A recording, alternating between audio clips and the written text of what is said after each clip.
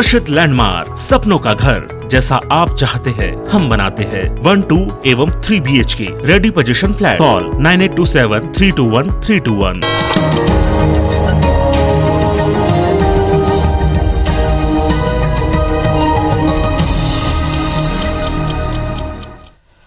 नमस्कार, good morning. आप देख रहे हैं साथ की बड़ी बात। मैं हूं आपके साथ श्रवण तंबोले। बुलेटिन की शुरुआत करते हैं आज की बड़ी खबरों के साथ। संयुक्त किसान मोर्चा की बैठक आज होगी। आज तीनों कृषि कानून वापसी की घोषणा के बाद पहली ये बैठक है और बैठक में आंदोलन के आगे की रणनीति तय होगी। आंदोलन खत्म करने की भी घोषणा होने की संभावना है। बैठक में मोर्चा के बड़े नेता शामिल होंगे। संयुक्त किसान मोर्चा ने पीएम के फैसले का स्वागत किया है। तो संयुक्त किसान मोर्चा आज एक बड़ी बैठक करेगा। तीनों कृषि कानून वापस होने के बाद आंदोलन खत्म करने का ऐलान भी हो सकता है और इसके साथ ही इस बैठक में आगे की रणनीति भी तय की जा सकती है। प्रधानमंत्री नरेंद्र मोदी के फैसले का संयुक्त किसान मोर्चा ने स्वागत किया है और इस बैठक में आज कई बड़े नेता भी शामिल होंगे।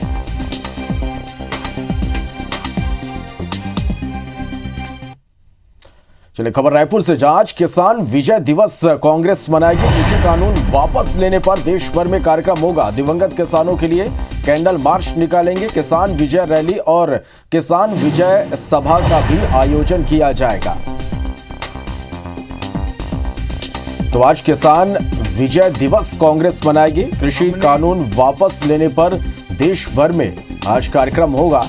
दिवंगत किसानों के लिए कैंडल मार्च निकालेंगे। किसान विजय रैली और किसान विजय सभा का भी आयोजन होगा। छत्तीसगढ़ बीजेपी आज प्रदेश व्यापी प्रदर्शन करेगी। पेट्रोल डीजल पर वैट कम करने की मांग को लेकर यह प्रदर्शन होगा। राजधानी रायपुर के शास्त्री चौक में बीजेपी प्रदर्शन करेगी। पूर्व मंत्री बृजमोहन अग्रवाल इसमें शामिल होंगे। जिला मुख्यालय में स्थानीय नेता प्रदर्शन करेंगे। सुबह 11 बजे से 3 बजे तक चक्का जाम होगा। चले तो पेट्रोल डीजल पर वैट कम करने की मांग को लेकर आज बीजेपी प्रदेशव्यापी प्रदर्शन करेगी। राजधानी रायपुर के शास्त्री चौक में आज प्रदर्शन होगा।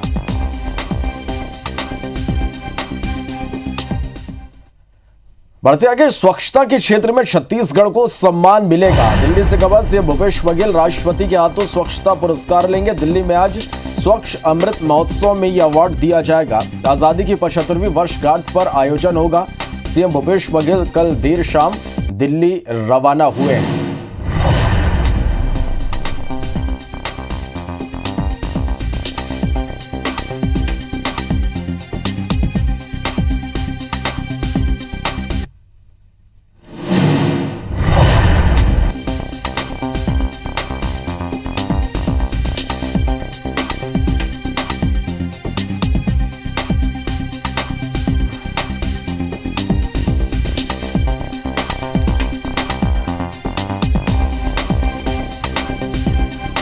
तो छत्तीसगढ़ को आज सम्मान मिलेगा। सीएम भूपेश बघेल ये सम्मान लेंगे।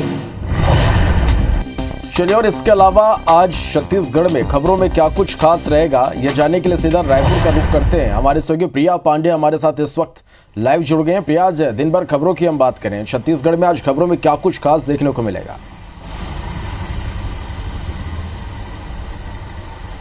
बिल्कुल श्रवण, सबसे पहले छत्तीसगढ़ के लिए एक अच्छी खबर कि आज छत्तीसगढ़ को राष्ट्रपति रामनाथ कोविंद के द्वारा सम्मानित किया जाएगा। स्वच्छता के क्षेत्र में लगातार छत्तीसगढ़ जिस तरीके से काम कर रहा है और जो उसकी रैंकिंग है उसको देखते हुए छत्तीसगढ़ के मुख्यमंत्री भूपेश बघेल को राष्ट्रपति रामनाथ कोविंद जो है वो सम्मानित करेंगे। लगभग 236 कैटेगरी में से 61 कैटेगरी में जो है छत्तीसगढ़ विजेता रहा है और ये सबसे ज्यादा जो अवार्ड जो है वो छत्तीसगढ़ के नाम आने वाला जो राज्य है वो छत्तीसगढ़ ही है कि 61 अवार्ड उसको आज मिलने वाले हैं और अलग अलग कैटेगरी में जो है अवार्ड रखे गए थे और उसमें सबसे ज्यादा जो जीत है वो छत्तीसगढ़ को ही मिली है।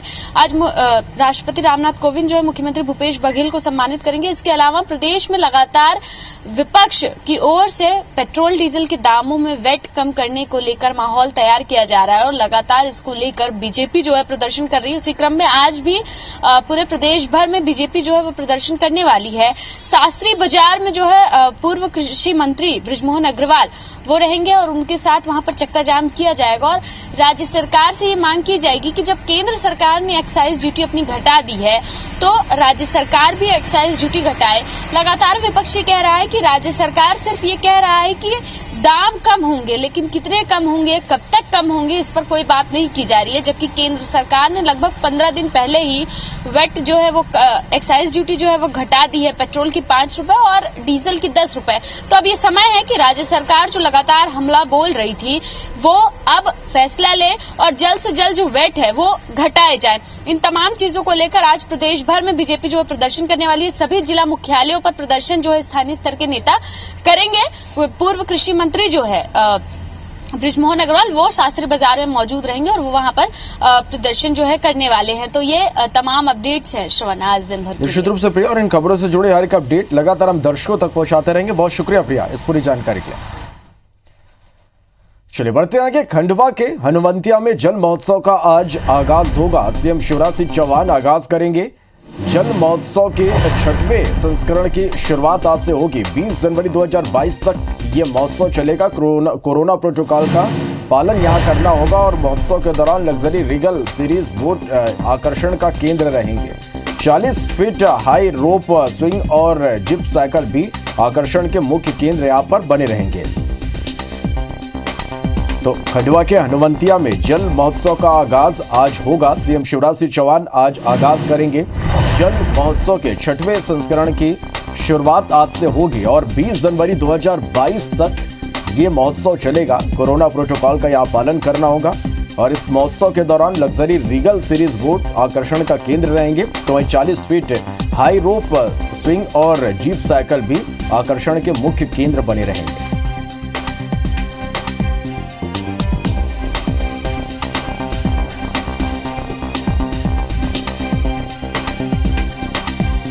चलिए तो आज मध्य प्रदेश में खबरों में क्या कुछ खास रहेगा, सीधे भोपाल का रुख करेंगे। नीलम गुरवे हमारी संवाददाता हमारे साथ लाइव जुड़ गए हैं। नीलम, आज मध्य प्रदेश में हम बात करें खबरों में तो क्या कुछ खास आज देखने को मिलेगा?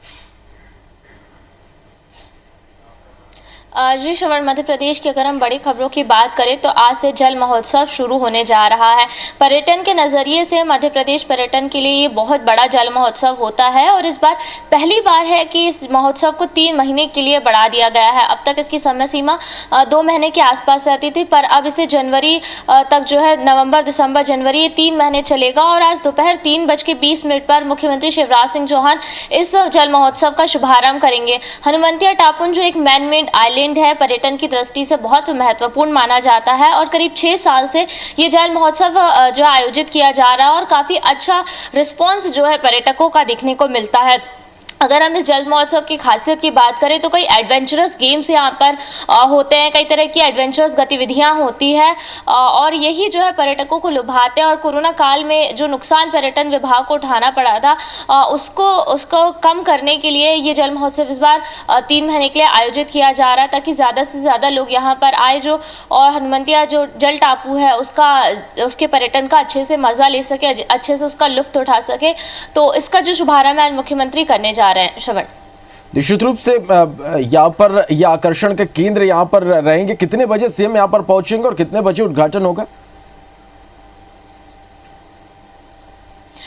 जी दोपहर में करीब 3 बजे के आसपास सीएम खंडवा पहुंचेंगे। उसके बाद वो हनुवंतिया टापू पर जाएंगे। करीब 3:20 का समय जो है मुख्यमंत्री का उद्घाटन करने का यहाँ पर तय किया गया है और वहाँ पर वो दौरा भी करेंगे। गतिविधियाँ क्या कुछ होने वाली हैं, किस तरीके की व्यवस्थाएं की गई हैं, उसका भी वो दौरा करेंगे।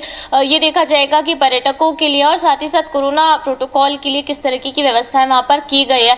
हालांकि मध्य प्रदेश में अब पूरी तरीके से पाबंदियाँ तो हटा दी गई है, पर इस बात को भी निश्चित किया जा रहा है कि जो मास्क है, मास्क का इस्तेमाल करना और सैनिटाइजर का इस्तेमाल करना ये ज़रूर से रहे। जो प्रोटोकॉल है उसका पालन ज़्यादा से ज़्यादा जो लोग हैं वहाँ पर करें, इसके लिए जागरूकता भी वहाँ पर रहेगी। और वैक्सीनेशन को महत्व दिया गया है कि जो पर्यटन जिनको कम से कम 1 डोज लग गई है उन्हें वहाँ पर जो है आने की अनुमति रहेगी। वैक्सीनेशन सर्टिफिकेट लोगों को ज़रूर दिखाना होगा। श्रवण, चलिए निश्चित रूप से नीलम, और इस खबर से जुड़े हर एक अपडेट हम दर्शकों तक पहुँचाएंगे। बहुत शुक्रिया आपका इस पूरी जानकारी के लिए। चलिए बढ़ते आगे। प्रकाश पर्व के दिन मुख्यमंत्री भूपेश बघेल ने छत्तीसगढ़ विद्युत कंपनी के कर्मचारियों को बड़ी सौगात दी। अब विद्युत कर्मचारियों को मिलने वाला वेतन 3% के बढ़े हुए महंगाई भत्ते के साथ मिलेगा। साथ में कर्मचारियों को प्रोत्साहन राशि के रूप में 9,000 रुपए बोनस अनुग्रह राशि भी मिलेगी। मुख्यमंत्री की इस घोषणा से छत्तीसगढ़ विद्युत कंपनी के 16,000 से अधिक कर्मचारी अधिकारियों को सीधा लाभ इसका होगा। पावर कंपनी में 4,000 से अधिक पदों पर सीधी भर्ती, 3,500 से अधिक पदोन्नति भी की जाएगी। अब बिजली कर्मियों का महंगाई भत्ता 28% से बढ़कर 31% हो जाएगा। इसकी गणना 1 जुलाई 2021 से की जाएगी। पेंशनर्स को भी महंगाई भत्ते का लाभ मिलेगा। इस फैसले से लगभग 15.8 करोड़ रुपए का वित्तीय भार आएगा। छत्तीसगढ़ विद्युत कर्मचारी संघ फेडरेशन और छत्तीसगढ़ बिजली कर्मचारी महासंघ के पदाधिकारियों ने मुख्यमंत्री का आभार जताया।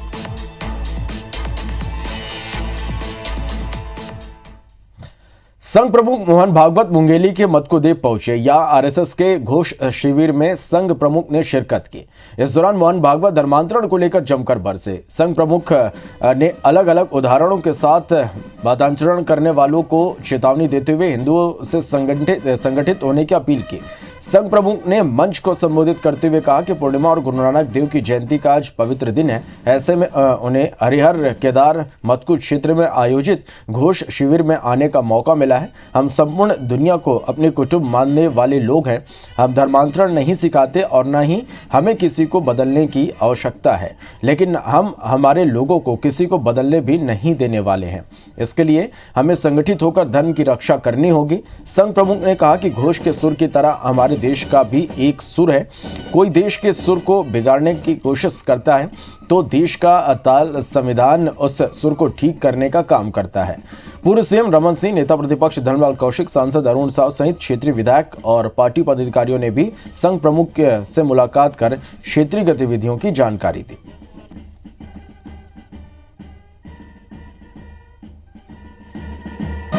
जो बिना किसी की पूजा बदले, बिना किसी का प्रांत भाषा बदले, उसको अच्छा मनुष्य बनाता है। ऐसा जो हमारा धर्म है, जिसको आजकल लोग हिंदू धर्म कहते हैं, वो हमको सारी दुनिया में देना है। मतांतरण नहीं करना है, ये तरीका सिखाना है। ये तरीका पूजा का तरीका नहीं है, ये जीने का तरीका।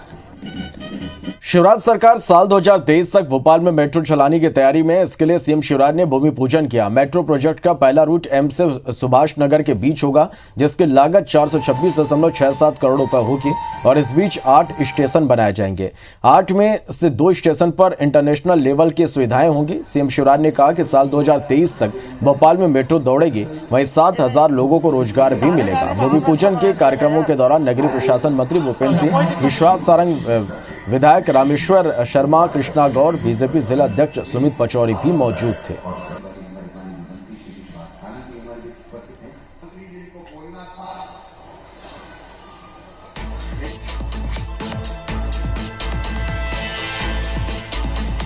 कि मेट्रो सफेद हाथी है, बहुत पैसा लगेगा और भोपाल वाले इसमें बैठेंगे कि नहीं बैठेंगे। मुझे पूरा विश्वास है कि भोपाल शहर में मेट्रो का हमारा प्रोजेक्ट ये सफल होगा। भोपाल बढ़ रहा है, लेकिन मुझे खुशी है कि भोपाल अपना सही इतिहास भी पढ़ रहा है।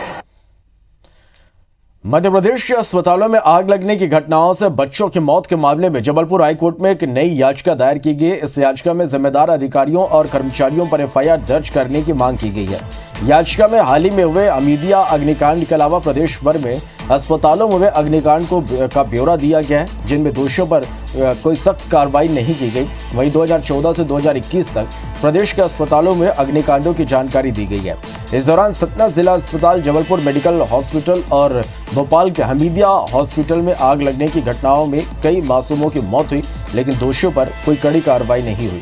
याचिका में कहा गया कि सरकार को इसका जवाब देना होगा कि इन 7 सालों में कार्रवाई क्यों नहीं हुई और अग्निकांडों की उच्च स्तरीय जांच क्यों नहीं करवाई गई।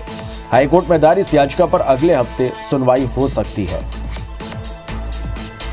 बढ़ते आगे, सूरजपुर के झिलमिली थाना क्षेत्र में एक अज्ञात ट्रक ने 2 बाइक सवारों को कुचल दिया, जिसमें बाइक सवार दोनों युवकों की मौके पर ही मौत हो गई। दरअसल दौना गांव के दो युवक बाइक से बाजार गए थे और वापस आने के दौरान भैयाथान प्रतापपुर मार्ग के पकनी चौक के पास तेज रफ्तार ट्रक ने बाइक को टक्कर मार दी और कुचलते हुए निकल गया। टक्कर इतनी तेज थी कि दोनों युवकों की मौके पर ही मौत हो गई। इस दौरान ट्रक चालक ट्रक लेकर मौके से फरार हो गया।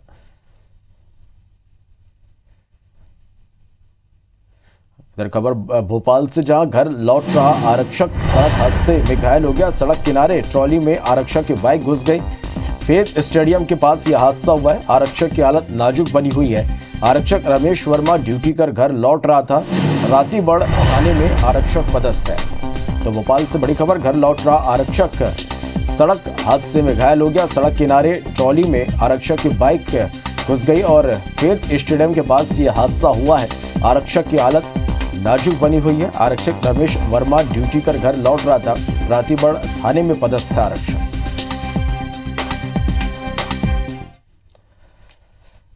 बढ़ते आगे, भोपाल में हबीबगंज रेलवे स्टेशन का नाम कमलापति रेलवे स्टेशन होने के बाद अब हबीबगंज थाने का नाम बदलने की भी कवायद शुरू हो गई है। दरअसल कुछ संगठनों ने हबीबगंज थाने के इस नाम पर ऐतराज जताया और गृह मंत्री नरोत्तम मिश्रा को इसे लेकर ज्ञापन भी सौंप दिया था। मंत्री नरोत्तम मिश्रा ने इसकी पुष्टि करते हुए बताया कि इस थाने का नाम बदलने पर विचार किया जा रहा है।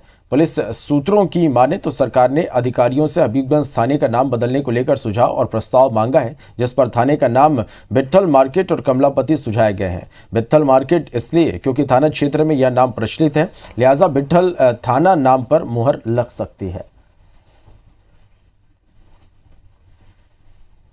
प्रस्ताव मेरे पास इस तरह का आया है, कुछ लोगों ने ज्ञापन भी दिए हैं। ये विचारणीय बिंदु है, हम इस पर विचार करेंगे। खरगोन जिले की प्रसिद्ध और ऐतिहासिक नगरी महेश्वर स्थित नर्मदा तट पर रंग बिरंगी रोशनी से नहाए विश्व प्रसिद्ध अहिल्या घाट पर शुक्रवार को 28वें निमाड़ महोत्सव का शुभारंभ हुआ।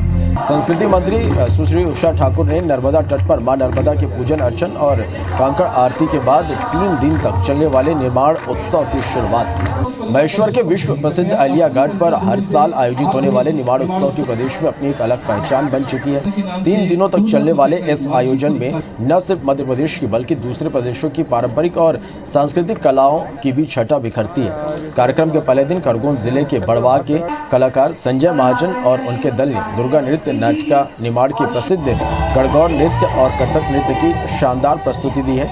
वहीं पद्मश्री मालिनी अवस्थी ने अवधी गायन की प्रस्तुति देकर उपस्थित हजारों श्रोताओं का मन मोह लिया।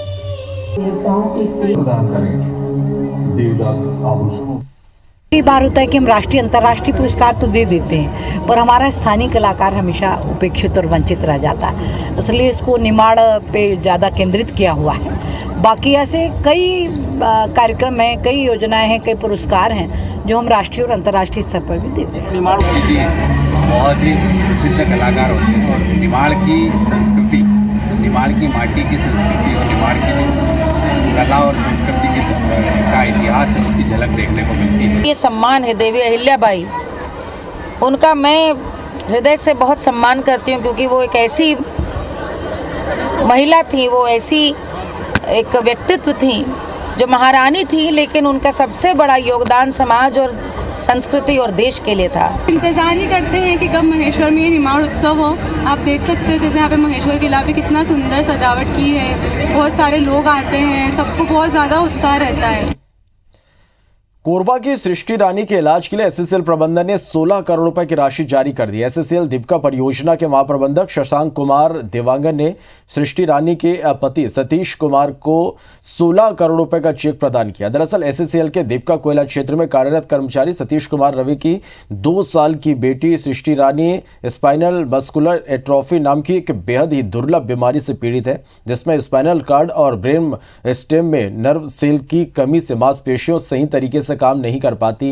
इस बीमारी के इलाज में इस्तेमाल होने वाले इंजेक्शन जोल जेस्मा की जो कीमत है वो 16 करोड़ रुपए है। कोल इंडिया चेयरमैन प्रमोद अग्रवाल ने कोयला परिवार की बेटियों के इलाज के लिए 16 करोड़ रुपए की राशि प्रदान किए जाने की मंजूरी दी थी।